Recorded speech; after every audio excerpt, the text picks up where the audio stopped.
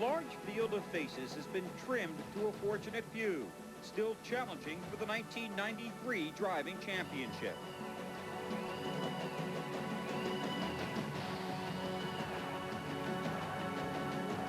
Throughout the season, they have battled the strongest competition and toughest tracks.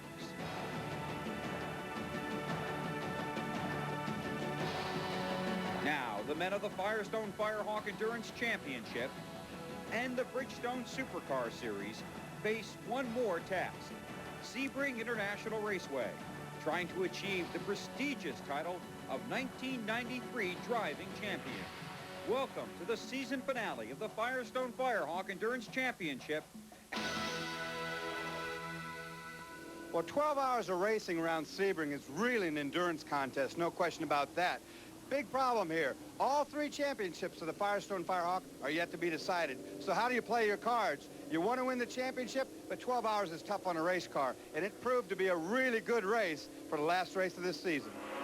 Rain washed out qualifying runs for all three divisions of the Firestone Firehawk Endurance Championship, robbing Larry Schumacher of the opportunity to pick up the 1 point awarded for winning the pole. That 1 point would have allowed him to tie his co-driver Doug Goad and share the 1993 Grand Sports Driving Championship. Honestly, I can say that Doug has been very generous about it, and I don't think that he felt the least bit jealous of the fact that I was going to get an opportunity to tie him. So there's certainly no animosity on this team, I guarantee you that. I'm disappointed, but only in the second year in this series to wind up second, 1 point from first, is probably not too terribly bad. Under ideal conditions, a 79-car field rolled out onto the Sebring track for the 12 hours of racing. Jim Sidley waved the green flag for the final time in 1993, and the field flew down the front stretch and into turn one. During the early hours, several cars battled for the race lead in the Grand Sports Division, with the Porsche of David Murray and the Pontiacs of John Wall Sr. and R.K. Smith emerging as the front runners. Doug Goad clinched the Grand Sports driving title 90 minutes into the race when he committed to the same Firebird started by his teammate Larry Schumacher. In the sports division, the Mazda RX-7 carried the championship chances of Joe Danaher. Like all the contenders, Danaher was being patient, waiting to find the ride with the best shot at a good finish before climbing in.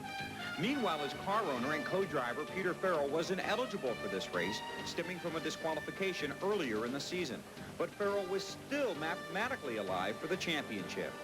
The TC Klein prepared Hondas were hoping to carry veteran drivers Randy Popes and Peter Schwartzat to the sports division title, but this team planned to put the co-drivers in different cars to protect the team's chances of winning the championship. Schwartzat and Popes waited till late in the day to make their move. In the touring division, John Green spent the day helping to fuel his championship chances from the pits. He needed just 1 point to clinch his first driving crown.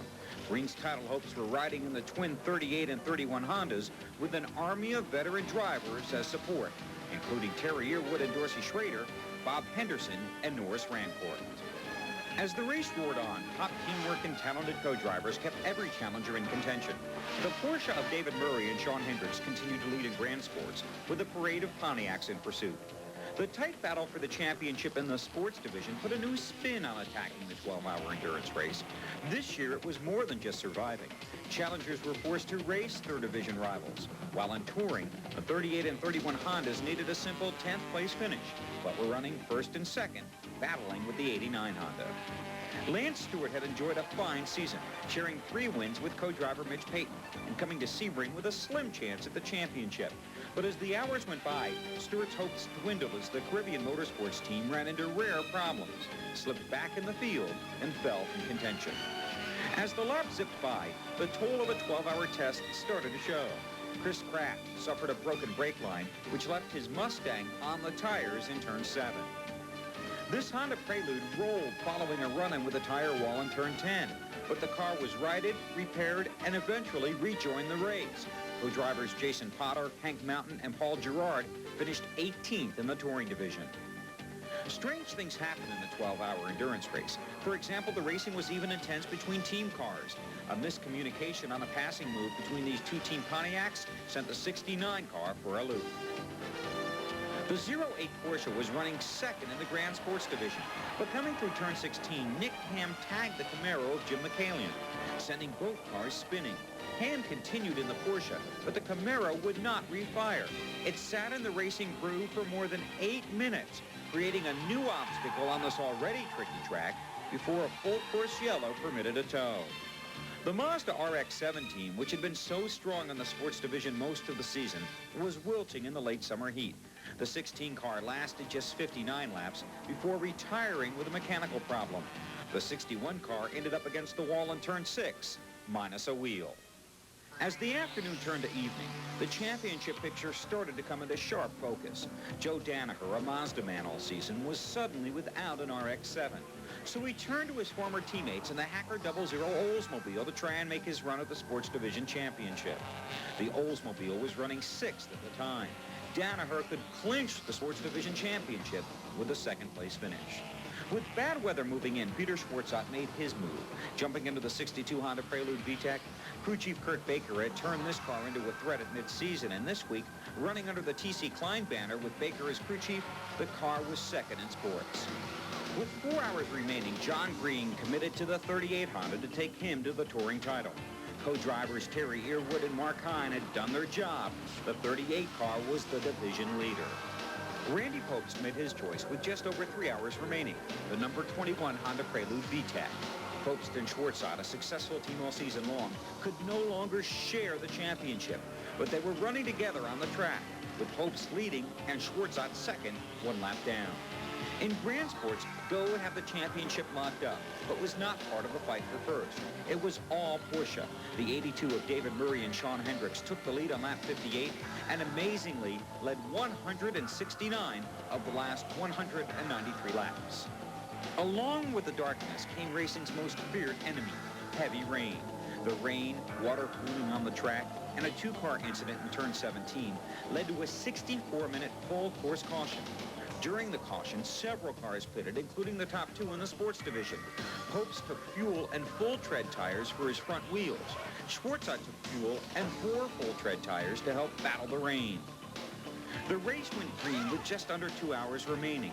The rain started coming down harder, and Popst was the next victim of the demanding Sebring track. He crashed his Honda while leading the race, ending his chances of another driving championship. Well, we had 2 full-tread Firestones, and we should have had 4 full-tread Firestones. That's really what it came down to. Around a fast sweeper over here, the rears they were just the shave tires, and the fronts were the full tread. And the rears got over the limit, and they hydroplaned, and bang, gone, just like that. We should have put 4 of them on. With his teammate out of the race, 54-year-old Peter Schwartzat, an art professor at the State University of New York in Buffalo, inherited the lead. Danaher needed the 00 car to finish second, but his hopes were fading. Boris Said had taken over the wheel of the number 12 Honda Prelude, a sister car to Schwartzat, and along with co-drivers Shane Lewis and Howie Liebengood, Said and the Honda had soared into second, while the number 70 Mitsubishi was running third and the 00 was fourth.